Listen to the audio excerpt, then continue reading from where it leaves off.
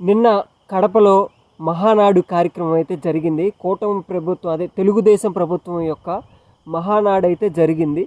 ఈ మహానాడు కార్యక్రమంలో విరాళాలు సేకరించారు. మొత్తం 17 కోట్ల రూపాయలు జస్ట్ 2 గంటల వ్యవధిలోనే 17 కోట్ల రూపాయలు వచ్చినాయంట.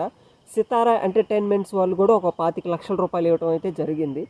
స్కూల్స్ తెరిచే లోపల తల్లికి వందనం పథకం కింద ఇంట్లో ఎంతమంది చిన్నపిల్లలు ఉంటే అంతమంది చదువుకోవడానికి ప్రతి ఒక్కరికి కూడా తల్లి అకౌంట్లో డబ్బులు వేయటువంటి జరుగుతుందంట. ఇంతకుముందు ఒక విద్యార్థికి మాత్రమే వేసేవాళ్ళు. ఇప్పుడు ఎంతమంది చదువుకునే వాళ్ళు ఉంటే అంతమందికి ప్రతి ఒక్కరికి కూడా 15,000 రూపాయలు వేయటం అనేది జరుగుతుందన్నమాట.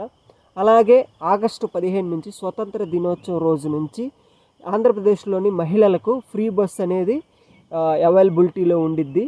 ఈ పథకాల పట్ల మీ అభిప్రాయం ఏంటో చెప్పండి. ఈ ఫ్రీ బస్ అనేది, తల్లికి వందనం పథకం, అలాగే ఈ ప్రభుత్వం రన్నింగ్ ఎలా ఉందో